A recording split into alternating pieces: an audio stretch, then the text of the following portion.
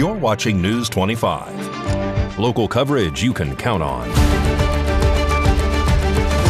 News 25 is brought to you by J.K. Nelson Law, voted best of Pahrump for 4 years. Give them a call, 775-727-9900. News 25 is also brought to you by Gunny's Air Conditioning and Heating. New, service, and repair. Call Gunny's, 775-727-6800.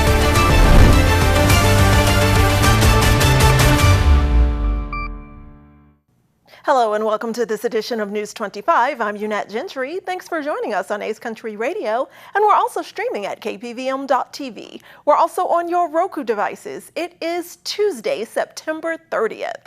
In our top story, a moped crash in West Las Vegas leaves a man fighting for his life. Police responded to the scene early this morning near Sahara and Fort Apache.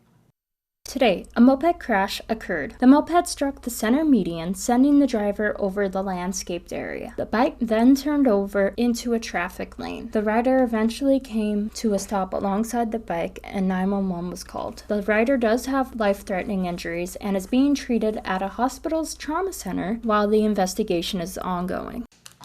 And the countdown to a government shutdown is going on now in Washington, with tonight at midnight looming. Negotiations, unfortunately, have stalled, and the blame game is going back and forth.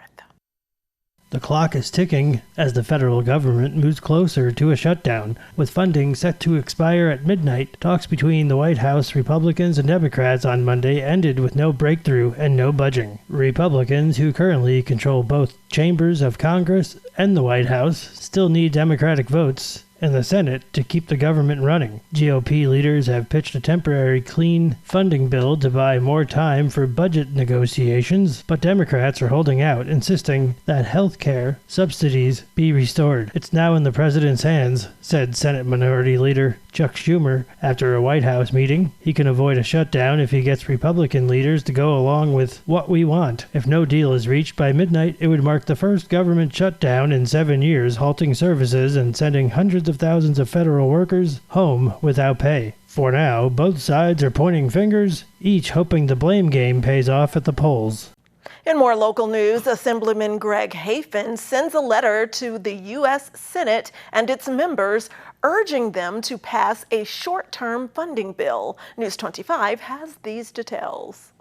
Nevada Assembly Republican Caucus Leader Gregory Hafen is urging U.S. Senate leaders to prevent a government shutdown at all costs. In a letter this week, Hafen called on the Senate to immediately pass a clean, short-term funding extension that has already cleared the House with bipartisan support. He warned that a shutdown would have real consequences for hardworking Nevadans and Americans nationwide, threatening pay for troops, first responders, and firefighters, disrupting services for seniors and veterans, and cutting off food assistance for families in need. Hafen said shutdowns erode public trust, damage the economy, and jeopardize public safety. Put simply, a government shutdown should not be used as political leverage to pass partisan reforms. These are not chips with which Congress should be bargaining. He also pointed out that under President Biden, Congress has already passed 13 clean funding extensions and argued the same bipartisan approach should prevail now. Hafen criticized Democrats' nearly $1.5 trillion proposal, saying it would provide free health care for undocumented immigrants while slashing historic investments in rural health care. He closed his letter by urging the Senate to put good governance above politics and act quickly to keep the government open. And unfortunately, a train stops on the middle of the track, causing traffic to just shut down in downtown Las Vegas. Wyoming Avenue was blocked between Industrial and Western. Unfortunately, no further details are available at this time, and it's unclear what exactly caused that train to halt. Today, a train has come to a stop near downtown Las Vegas, blocking traffic and forcing a road closure expected to last for several hours. According to the RTC of Southern Nevada, the train stopped on the tracks near Wyoming Avenue and Industrial Road just before 9:30 this morning. That blockage is affecting Western Avenue, which will remain closed for multiple hours. Drivers are being urged to take alternate routes. And the Vegas Golden Knights are paying tribute to the victims and survivors of 1 October's tragedy as the city prepares to mark 8 years since that unfortunate, devastating night. The team announced today that they'll honor the anniversary during their preseason game on Wednesday, October 1st, when they host Colorado Avalanche at T-Mobile Arena. But the day's significance goes far beyond the ice. The Golden Knights Foundation will donate $1 million to Vegas Strong Fund, the nonprofit leading efforts to design and build the Forever One Memorial in Las Vegas. The memorial will serve as a lasting tribute to the 58 lives lost, more than 850 injured, over 22,000 survivors, and all those who responded. A check presentation will take place that morning at 11 a.m. following the team's morning skate at City National Arena. Also on October 1st, the team will host a community blood drive in partnership with Downtown Sutherland and Vitalant. The drive runs from 8 a.m. to 4 p.m. in a mobile unit just north of City National Arena. Parking will be available at Las Vegas Ballpark lot.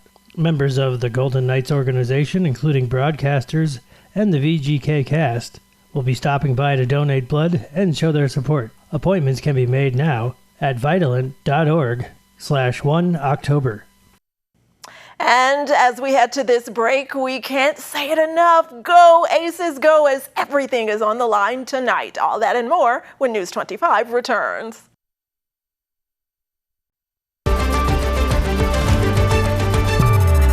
You're watching News 25. Local coverage you can count on.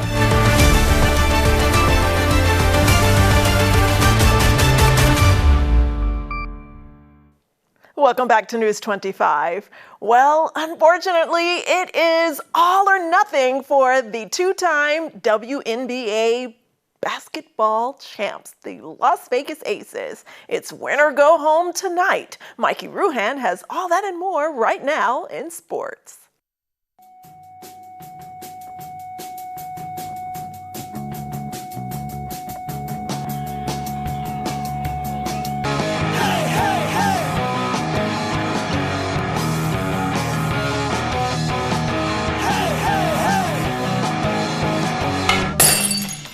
Time now for your News 25 look at sports and streaming at KPVM.TV and now on Roku devices. Well, folks, brace yourself because the Las Vegas Aces are back home, and once again, it's win or go home time. Tonight, they face the Indiana Fever in Game 5 of their semifinal showdown. Yep, another must-win game. Meanwhile, on the ice, yes, the cold, slippery one, the Vegas Golden Knights are currently in Colorado, facing the Avalanche in a preseason game. No word yet on who's winning. Over in Friday Night Lights, Pahrump Valley Trojans are rolling out the welcome mat, football style, for Democracy Prep this Friday. And finally, the Raiders hit the road to Indianapolis this Sunday to take on the Colts. And that's your look at sports on News 25. Thanks so much, Mikey. And in today's health news, did you know that today is National Coffee Day? And it's one of the most popular drinks in America. And that's for good reason. Not only do many say it's flavorful, it offers many health benefits, according to medical experts. Today's health report is brought to you by Desert View Hospital. When you or a loved one needs medical attention, Desert View Hospital is ready to help. We've been providing friendly and compassionate care to our neighbors since 2006, including emergency services available 24 hours a day, 7 days a week. Visit desertviewhospital.com to learn more. With limited exceptions, physicians are not employees or agents of this hospital.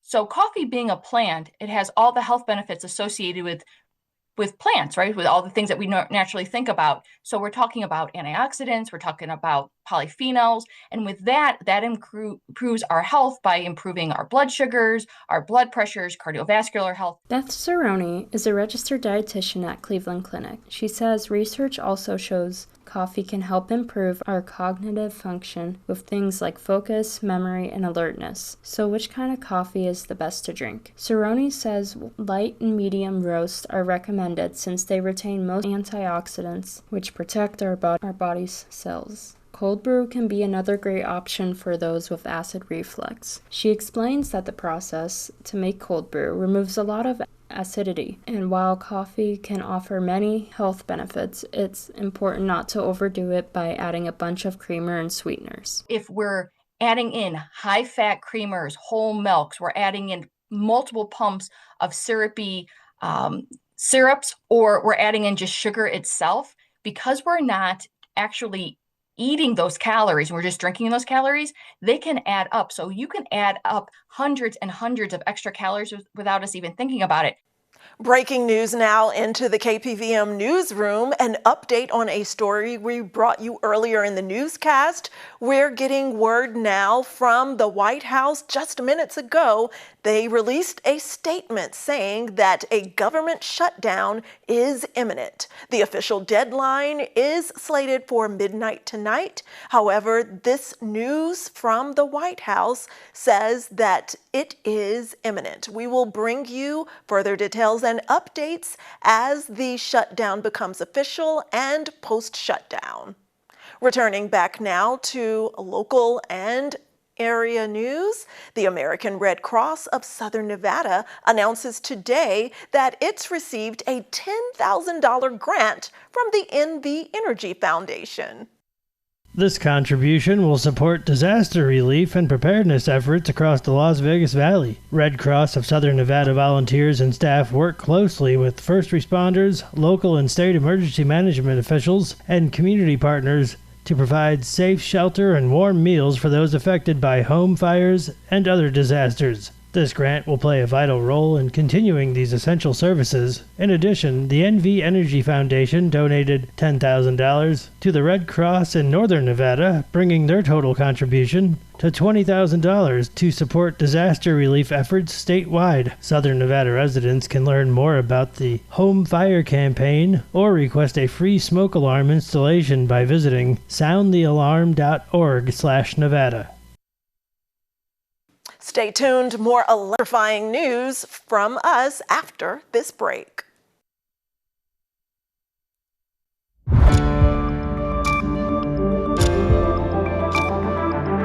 You're watching News 25. Local coverage you can count on.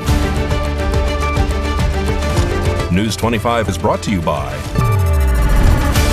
Mountain West Lawyer, Injury Attorneys, 727-9500.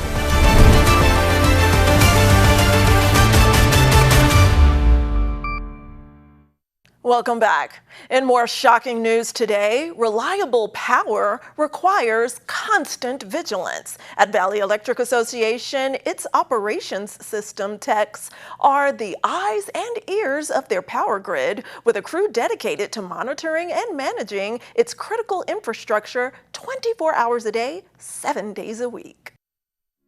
This segment of News 25 is brought to you by Valley Electric and its family of companies focused on serving our members. We're better together.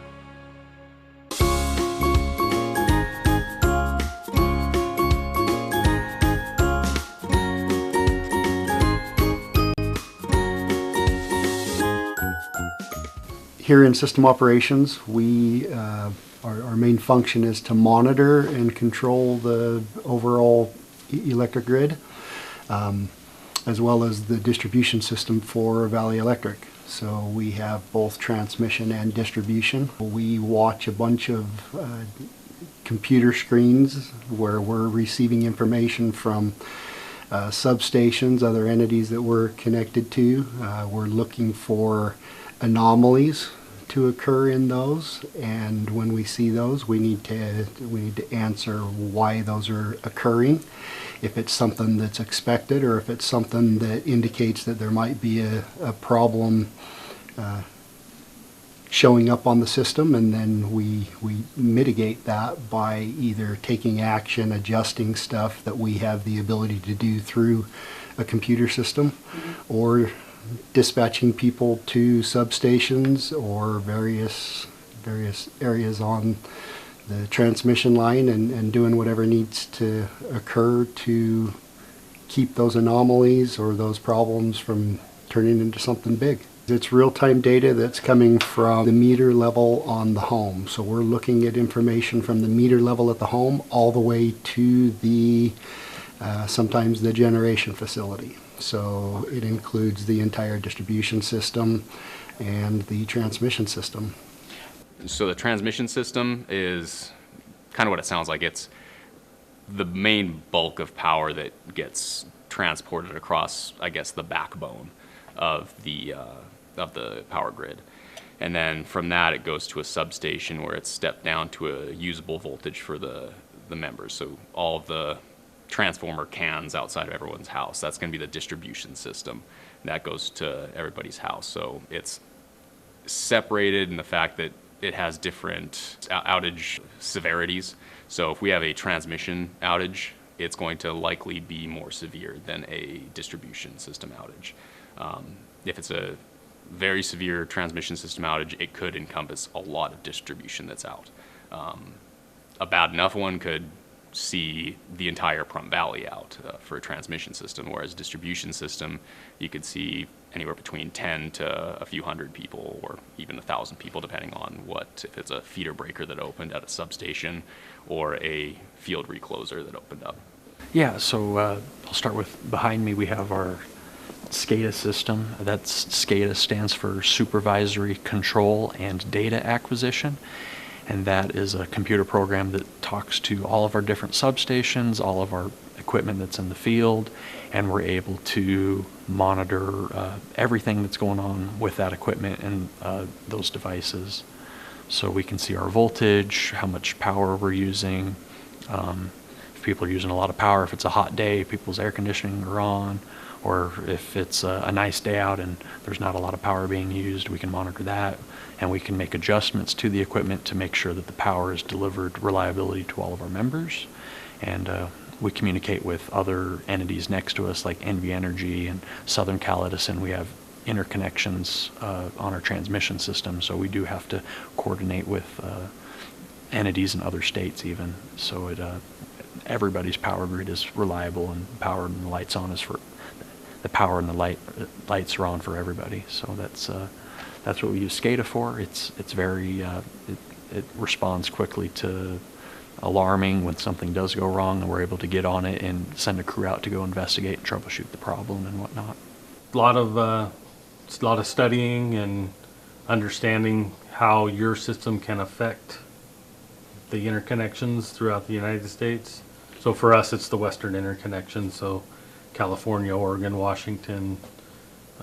So that's why when we see alerts and stuff from California, we have to be ready to react, because with the fires and stuff that California sees, it creates constraints on the interconnection that we have to be prepared to react to.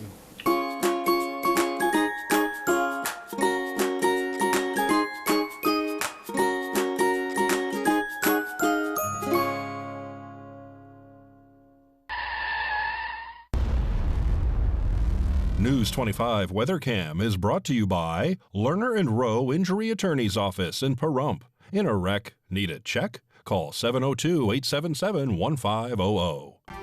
Time to take our last look of September through our Lerner and Rowe weather cam at this beautiful shot of the Rampart Pool at the Marriott on Fort Apache near Charleston in Las Vegas. It's a gorgeous end of September day. No clouds in the sky. A closer look in weather next.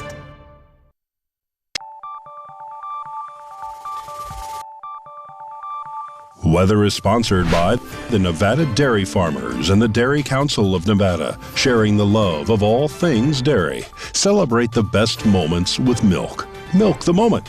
And the weather is also brought to you by the Ponderosa Dairy, Nevada's largest dairy, fresh from our farm to your table.